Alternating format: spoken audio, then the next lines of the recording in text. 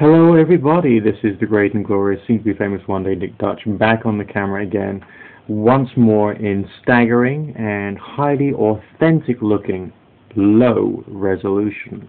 Aren't you a lucky audience today? Now this is me going through the things that have been posted under my previous video called Engaging with My Studio Audience, in which I asked you to ask me questions in the comment section. I'm going to go through them bit by bit and we'll see what comes through. Again, I apologize for low resolution, but I have to work right now and that means I don't have any time to do the converting, putting it into Movie Maker, then essentially editing it, rendering it and uploading it and all the rest of that. So essentially survival is coming first right now.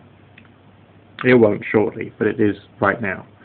So here's the first thing from the Neocat Zone.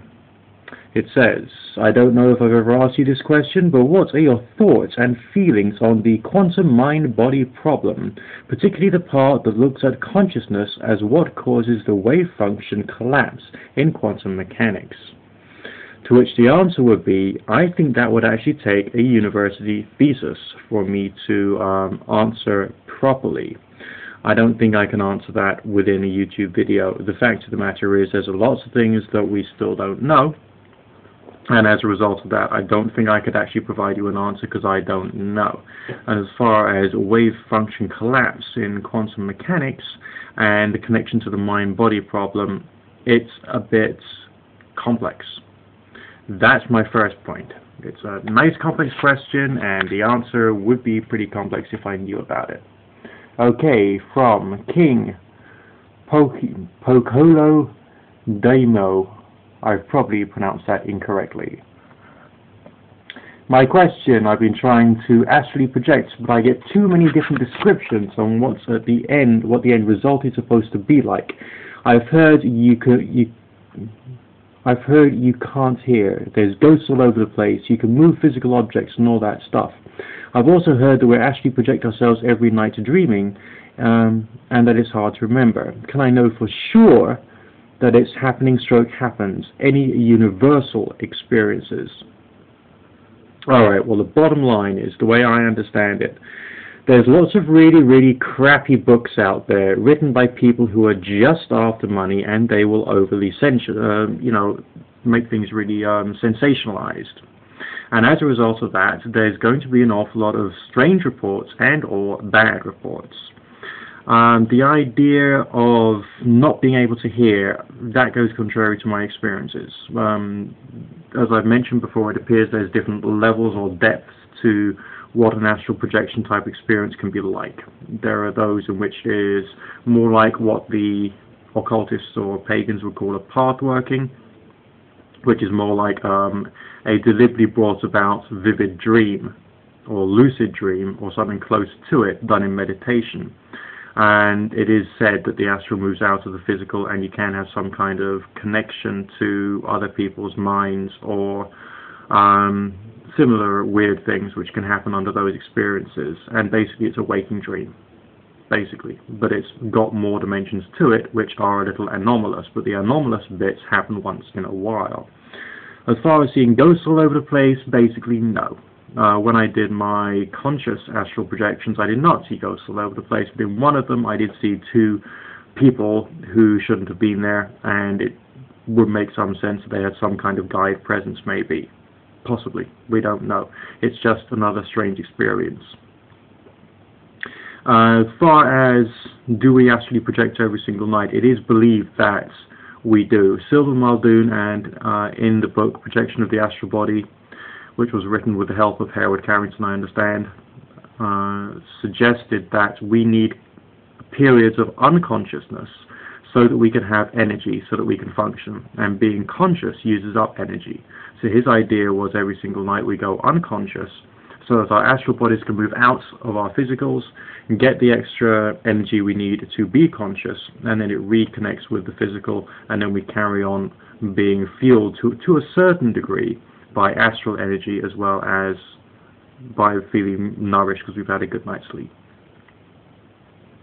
You say, can I know for sure that it's happening or happens? Well, the only way you can know for sure, or to have some feeling that it's happened, is to have a fully conscious exteriorization of your phantom. And I reckon they're quite rare, but do get the book called The Projection of the Astral Body by Sylvan Muldoon and Hereward Carrington, because that is the best book that I have seen, which goes into it in much greater detail than I probably could, even in my best YouTube videos. It's an amazing work, so get it. Alright, I don't have my copy of it anymore. Alright. Now, Fool Drainer is the next YouTube user, and he's asked a whole string of questions there, which is really rather cool. First question, can you do card tricks, or do you only deal with real magic? I cannot do any card tricks, but I can juggle very badly. As far as doing real magic, what I do, as I've mentioned before, I see this magic thing as a experiential, experimental art form more than a science, but it's necessary for us to apply to the best of our limited abilities scientific thinking and doubt our experiences. That's my opinion. You've also said, if you read and really terrible things during a tarot reading, if you read a really terrible thing during a tarot reading, do you tell the person or keep it to yourself, just in case you're mistaken? Well, first you have to think very carefully about what the client is about. I have to think about their emotional state. I have to think about precisely what their motivations to call me was. And I have to also bear in mind that what I'm doing is I'm presenting a service. And so it's a presentation service. My intention is to have some form of beneficial impact upon the individual. Sometimes they need to know the truth, sometimes they don't. Sometimes they need to be given the confidence to achieve something that they don't feel they can do, such as contacting the boyfriend and or girlfriend that they're interested in, or getting through an examination, or going to that job interview, and they're calling me for a particular reason, and that is for me to give them confidence. Alright? As far as do I see really bad things during a tarot reading, well, when I'm doing a genuine reading, which I do a lot of, and I get some strange sensations, I have to reinterpret those sensations for the benefit of the client, take into account the question and the situation and my down-to-earth real-life knowledge about these situations as well. Do I ever see really bad things? Well, I can see serious problems or serious obstacles which have to be overcome. And I'm likely to explain that as eloquently and intelligently as I can, but it's also based upon the circumstances. The service I provide is very intellectually challenging and very emotionally challenging because of the quality of problems that come my way. Anything from organized crime to stabbings, shootings, people involved in drug abuse, people who are involved in relationships with peculiar and or dangerous sexual fetishes, and all kinds of serious issues. There's infidelity happening, there's domestic violence, and so it's a complex situation. You can't just read a few books on tarot and be a tarot reader. You've seriously got to be a certain quality of individual and have quite a thick skin to do this work. And you need to be aware of that. Okay? Next question. If psychic precognition was proven genuine tomorrow, what smug "I told you so" message would you send to cynics online? Well, wait a second. If we're living in a world today in which evolution is a proven fact, in which the Big Bang is a proven fact, in which global warming is a proven fact, alright, and proven genuine facts. But in this world, in this country, in the United Kingdom, I think it's about 40% of the population do not believe in evolution. And when I say believe, they actually think that the idea of evolution is a lie. All right, they think evolution is a lie. So it doesn't matter whether something is proven. There's always going to be groups of people or individuals who've got their own political agendas to promote and send out in the world.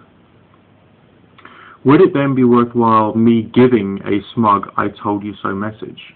What I might do is to rather enthusiastically read through the particular scientific study that was, demonstrating the facts. That's what I would do, because then that would convey a message, it would show information, it would give people the right perspective. But also, people like me are again under a great quantity of responsibility, because how is a person going to take this information? I mean, let's take the example of the book The Secret. Okay, some people hang their entire lives on this law of attraction stuff. They do. They take the whole thing so seriously it damages them. Alright, and they don't take responsibility on a basic, normal, day-to-day life thing, and they just want to do their manifesting rather than getting out there and getting a job, or getting, some marriage guidance counseling, or sorting out their problems. Instead, they just sit in meditation and hope that the meditation will do it all for them. So when there's any information put out there, we've got to provide the right variety of interpretation and message. So even if I was to smugly read out the whole of the scientific study that contained the proof and evidence, so to speak, that precognition, ESP, and all the rest of it was like 110% solid and real, I would still have to provide a caveat, and the caveat would have to be you need to take responsibility. That is important, and to point out that the best way of doing things is on the basic, down to life, real life level. Very good question, though. Okay, thank you for that. I like it. All right, next question that Full Drain is given is: could James Bond seduce you with a fixed deck of cards? Basically, no, I don't think so. I think that I would be able to learn suspicion. When someone is hoodwinking you, there's some subtle forms of body language that you can learn to understand, which is very difficult to explain. And I don't think even the best con man or the best individual could actually con me. And on top of that, if there was gambling involved, I don't gamble much. Okay, I might buy a lottery ticket once in a while just for shits and giggles, basically.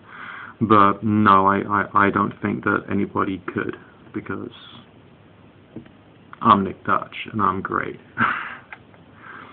Okay, next question by Poets Wolf. Have any modern day philosophers had a real effect upon you?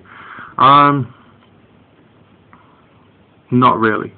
The things that come out of my mouth here on YouTube mainly are as a direct result of me, my mind, and a bit of caffeine and nicotine.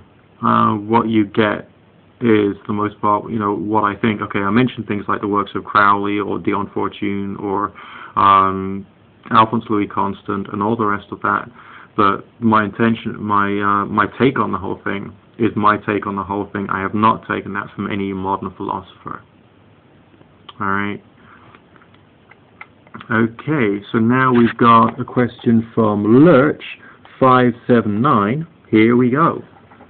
It says here: Nick, I'm wondering, aside from metaphysics and the divine, is there a particular explanation you use to explain how tarot works? How tarot and other forms of divination work to people, whether they are a believer or a skeptic. I'm curious as to if you have an objective explanation, or if either answer is even different. Do you feel that either answer is dumbing it down, and if so, which one?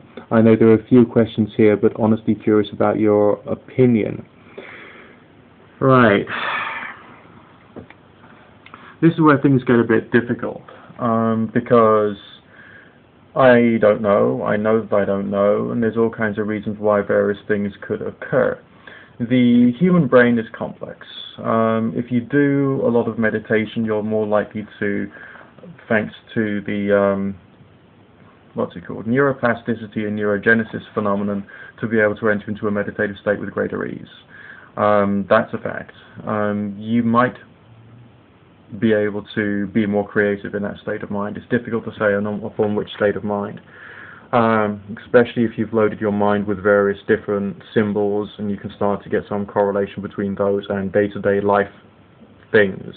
Okay.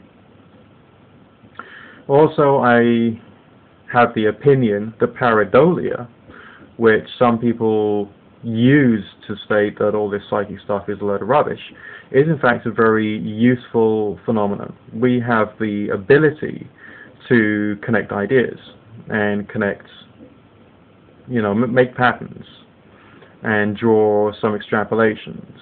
This, if it's used and combined with a certain level of reasoning, self-knowledge, and knowledge of the individuals you're dealing with and the life circumstances you're dealing with, as well as the questions and the way that the questions are put, could create this massive and potentially powerful way of looking into someone's life, into someone's mind and the circumstances around them. And that would be me giving you a down-to-earth, commonsensical explanation of how a divination exercise could work. Now, just because the phenomenon of pareidolia exists, namely us as humans creating patterns, or making patterns, or recognizing patterns in things, does not mean to say that it is totally useless. I am of the opinion that this is like a creative exercise, and a creative exercise is quite important. We are creative creatures, and we can learn to think more closely about the qualifying criteria of different forms of insight. We can try and break down where we feel that insight is coming from. If we have the skills of meditation, maybe something even vaguely hallucinatory can pop into our mind, because we can go into that lower level brainwave frequency, and then we can use that combined with eloquence, namely good use of language, to be able to explain a possible or potential answer to another individual. So that would mean that divination is a valid and valuable exercise of creativity that could be used for problem solving, or, well, no, inspiration gaining rather than problem solving. And on top of that, it just, it makes great entertainment anyway.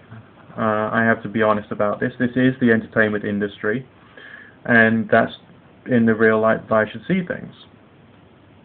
Okay, so it's the entertainment industry, but I'm providing a form of entertainment that gives people that moment of contemplation that they need as a result of a wide variety of complex psychological type phenomenon. Okay, now the next question we've got is from Daryl Sloan. What effect has your interest in the occult had on your real-life relationships with people? Has it damaged any relationships, or is it something you keep secret and only pursue online? That's a very good question. When I was a young man, and I got involved with these two witchcraft covens. I got involved with this one guy who was a complete and utter, in reflection, this guy was dangerous. He was mentally unstable. And I made him into a friend so I could try and get something from him that would help me to learn more about whatever this weird heebie-jeebie occult thing was. In retrospect, he was one of the most damaging things that's ever happened to me. So I think that a lot of the damage is through what people say within this world, okay? The way that people explain it, the various truth claims, the various accents that people place upon occult phenomena. I mean, I've met very few occultists, or very few people who aspire to the title of magician, who are intelligent enough to drop the word science out of Aleister Crowley's definition. Because these are people who often don't know what the heck they're talking about. Alright? Because if magic is the science and art of causing change to occur in conformity with the will, you've got to be able to demonstrate and explain scientific methodology. Do these people do that now? But they still make this claim. The truth claim, a strong truth claim to science. Yeah, I mean, you can get a bit too heavily immersed in your occult study. You can get too heavily immersed in reading all these weird religious ideas. This is basically just trying to get results out of forms of religious activity and meditative activity and activity to do with consciousness, and just to see basically what happens. And yet, there are too many people out there who will say things like, it works, without quantifying or qualifying what they mean when they say works. All right, to what degree, to what level?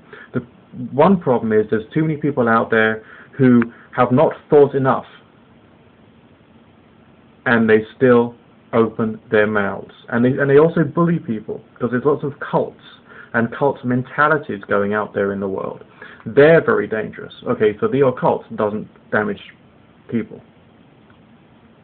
Sometimes you can have a dramatically strange experience, and you want to share it with the world. That can be a little difficult. All right, but to the most part, I'm just Nick. People know me as Nick, and I'm just me basically. I just go and do my stuff, and people just see me as a regular, ordinary guy. Some people, when they find out that I'm a tarot reader, can either attack me for it, or they can hold me in too much reverence for it. And that can be a bit socially awkward. And yeah, it takes a bit of diplomacy at times. But anyway, it's difficult. I mean, on the other hand, if you were in anything, okay, if you were like a veterinary surgeon and you went to a party and someone found out, you would probably get them asking you about the digestive health of their budgerigar. I mean, you know, I mean, that's just the way that things are. Okay. Next individual, next question. We got Scenic Witch, who says, number 1, I want to know how you got into tarot. And number 2, what kind of experiences did you have that brought you on your path today? Right, 2, again, very, very, very good questions. You know, why tarot? Why not the I Ching? Why not crystal ball? Well, I suppose it's because I live in Great Britain, and Great Britain is a Western country with a strong Christian tradition behind it. And tarot is part of that, as well as part of the Gypsy tradition, and of course the occult traditions of this part of the world. So that's the most obvious explanation. But why in particular did I get drawn to tarot? Well, I started actually. I'm going to answer your second question first. Because I started off having, I saw a ghost at the age of 4. I had prophetic visions in my sleep when I was in my teens. I wanted to find out more about that. I came to the conclusion, quite wrongly, but the conclusion that I could possibly find a cure for my health problems through the study of the occult, as something, I didn't know what, but something was real. And that's what led me into finding out about divination and about ritual magic and getting myself into those witchcraft covens and all the rest of that. I suppose I got into tarot because it's everywhere. You know, Alphonse Louis Constant speaks about tarot, Crowley talks about tarot. I mean, you know, it's all out there, and so I got into trying to find out about tarot as a tool of divination, hoping that I could use that to try and find out a bit more about the universe and try and find some treatments for my health problems, which of course I didn't do. No, it was regular medicine that got the treatments for my health problems. It wasn't the Wiccans, it wasn't the Chaos Magicians, it wasn't any occultists at all. All these people who were like dressing in flowing robes and prancing about in circles and drawing their pentagrams everywhere, who carried on very passionately saying, it works, it works. They couldn't do nothing.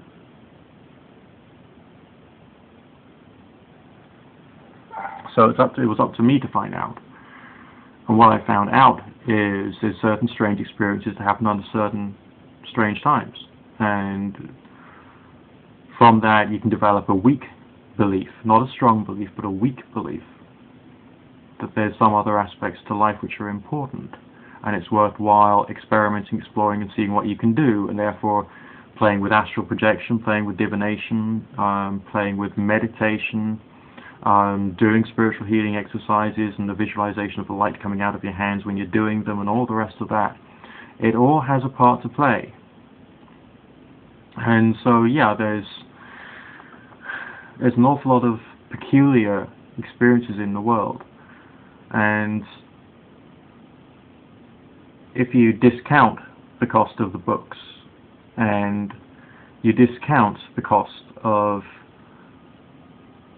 wasting your time in ritual magic circles, which is basically just like a eccentric form of spiritualism, okay? What you realize is that these experiences are free. They're free.